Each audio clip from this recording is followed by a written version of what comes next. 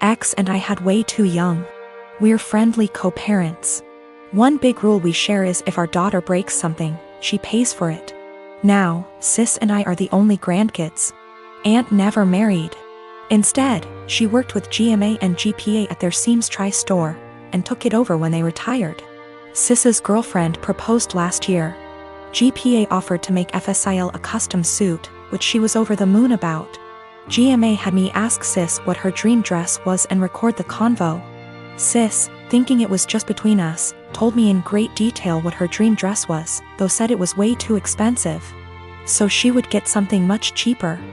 Well, a few months later GMA surprised Sis with her dream wedding dress. It FOT perfectly and everyone cried. Sadly, GMA recently passed away, which hit us all hard. Sis was devastated, but decided that the dress meant GMA would still be there with us at the wedding. The issue comes in with C. She's very large, much larger than Sis. 3 days ago, we decided to go visit Sis and see how she was doing. It was great, but then C asked if she could try on the dress. Sis politely said no. C made a face, but dropped it. Later, we decided to go grab dinner. Sis and I went to pick up our orders, but C decided to stay and play with Sis's dog. We got back, and the dress was destroyed. C had apparently tried to get it on, popping some seams, and got stuck. Instead of waiting for help, she cut her way out. The dress was hacked to bits. Sis was devastated and asked us to leave. I grounded C and called Aunt with some pictures, asking if it could be saved. She said there was no. She said she'd make a new one, but it wasn't the same. Then she dropped the bomb on me. GMA had hand-sewed most of the dress, used super expensive fabric, and put almost 500 hours in making that dress. Since it was the only family wedding we'd have. In total, the dress cost $12,000, give or take. C has about $15,000 saved from various jobs, as well as winning writing competitions.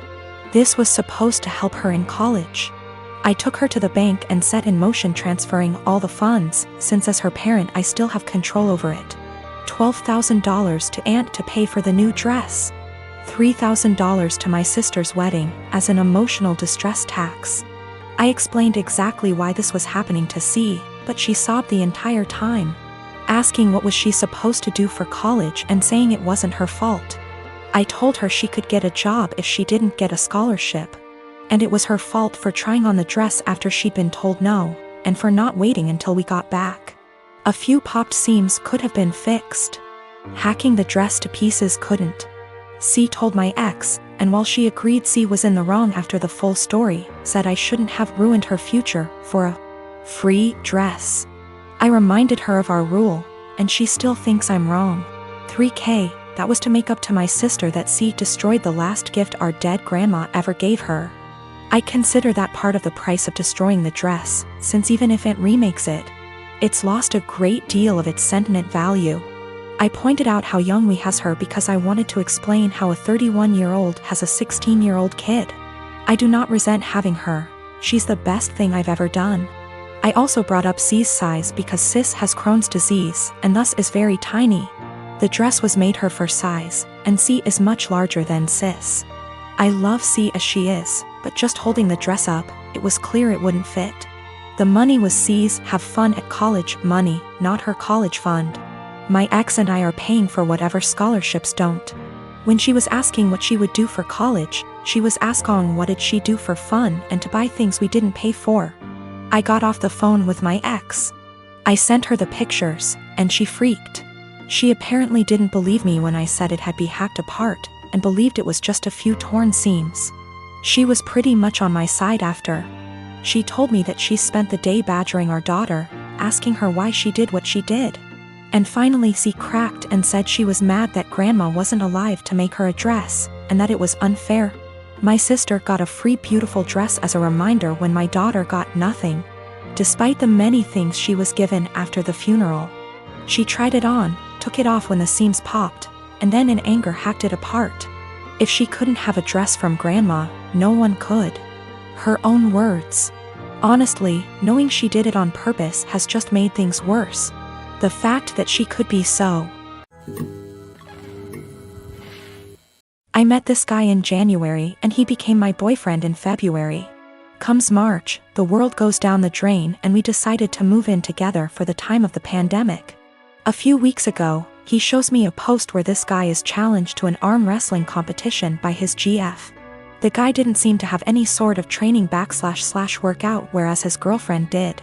I commented he might have a surprise. My boyfriend started educating me on biology and how men are stronger than women. I told him there were way too many factors to take into consideration to make such a broad comment. I have been doing weightlifting for 2 years and my boyfriend has never seen a gym in his life, so I used us as an example. That was a big mistake. He got really defensive and condescending, and made comments like, "That's cute." I just let it go. Fast forward to yesterday. He's playing some game with his friend, online, and I can clearly hear him talk about me. Well, curiosity killed the cat. At first it's all pretty and my ego is bursting, but then he says I'm delusional because I think I'm stronger than him. Pause. Seriously? I know I'm weak, but not weaker than a girl. So later, I decide to call him on his BS. I asked him if he wanted to come work out with me the next day, this morning, so he can show me how strong he is. He accepted and I was happy because I had been dying to bring him and initiate him to something I'm passionate about. So, this morning, we went to my friend's garage. My region allows groups of 10 or less and we wipe everything. I told him we're gonna do deadlifts. It's my favorite exercise and I was already planning to test my personal best, so it was perfect. My friend was there cause he corrects my form and it's been our Sunday ritual since COVID-19. We started light and slowly worked our way up, doing the same number of reps as the other. Comes 185, his form starts to crumble, so we made him go lighter. But 185 really isn't that much for me, so I kept stacking the plates. He looked very supportive and impressed the whole time. I ended up beating my personal best at 265. I was ecstatic and so were they. When we got in the car, he was very silent. I assumed he was just tired. We got home and that's when he exploded and asked me if I was proud of myself. Apparently, I humiliated him in front of my friend. I apologized. I didn't realize he was feeling that way. He got angry and said it really changed the way he saw me, like I'm less of a woman now. He stormed to the basement. I started collecting my things. But now I'm wondering if I should have been reading between the lines and stopped at 190 or something. Or just dropped it and never suggested we work out together. I knew very well I was stronger than him, but I just had to prove it to him. My cousin Amy has twins and has a nasty habit of dumping them onto relatives to babysit for the entire day without any warning or regard for their time. I have a very strained relationship with her, but because my mom's side of the family demands that we all remain close-knit, so I have no choice to tolerate her. When she initially gave birth to them, she teased me that I'll have to take on babysitting duty from now on. I'm no good with kids, so I remarked to her that if I ever have them, I'll train them, not babysit. She brushed me off. The kids now are hella destructive and loud. Pulling out stuffing inside furniture, holes inside walls, smashing anything glass and porcelain, screaming louder than a fire alarm. You name it.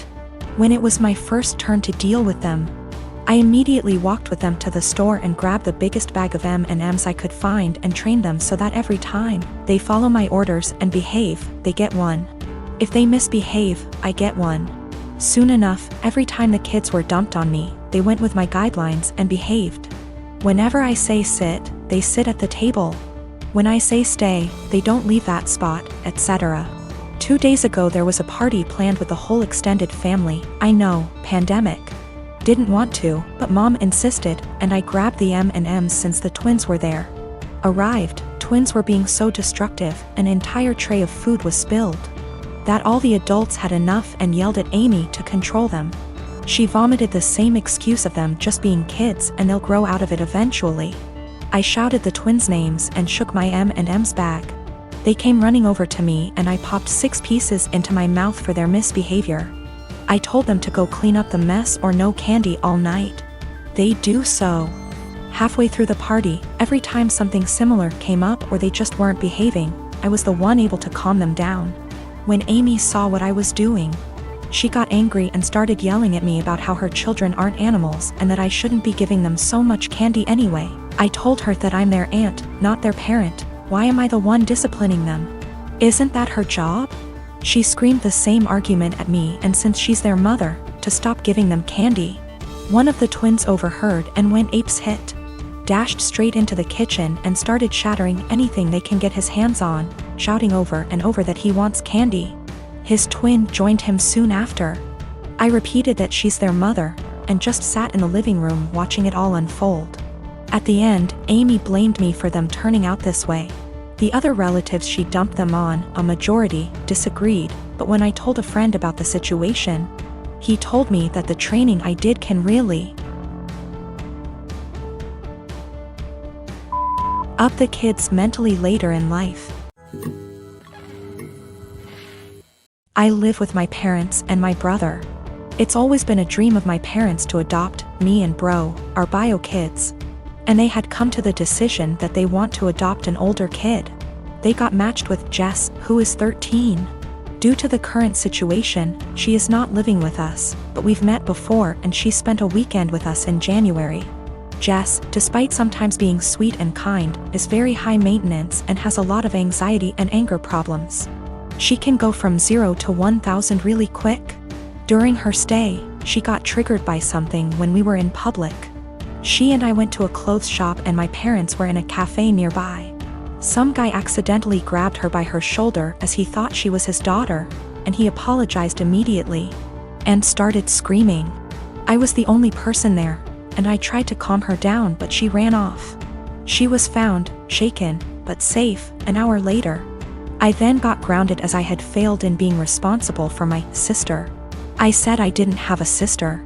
My parents were angry about this and said that how dare I be rude about her, don't I know how much she's been through? She's had other outbursts, but none so huge in public. She can be cold and untrusting and was very clingy to my parents. I do admire her and think she's very brave, but I don't want to live with her. My parents call Jess often. I often say hi and try to be civil and supportive. But it seems like the only thing my parents can talk about is Jess, and how brave she is, and she isn't even here yet. We live in a 3-bedroom house, and my parents promised to move to a bigger one later this year. Recently, my parents broke the news to me that Jess will move into my room, and I can pick whether I want to share a room with bro or Jess. I don't want to share with either. My brother is messy, loud, and is your average 9-year-old boy, and Jess has night terrors and screams the house down. And it's enough having to open my house to her, but I value my privacy a lot and don't want her in my room, which is like my special place. I was crushed. I asked if we were still moving, and my parents were like, we like this place and have no solid plan. I freaked out and was like, you guys are forgetting you have another daughter and are too excited about the shiny new one to remember that the one you have has feelings and boundaries, and if you're changing everything I've ever known, at least I deserve to be listened to. If this is how life's going to be, I don't want to have a sister. Good to note, my room is big enough to have a wall put in, and my parents considered it a few years back. I would be happy with that. They refuse, even though we can easily afford it, because it is too much effort. My parents are offended that I'm not being welcoming towards my sister. And I'm offended that the life I knew is going to be turned upside down, and I'm not going to have the thing I value most, my privacy.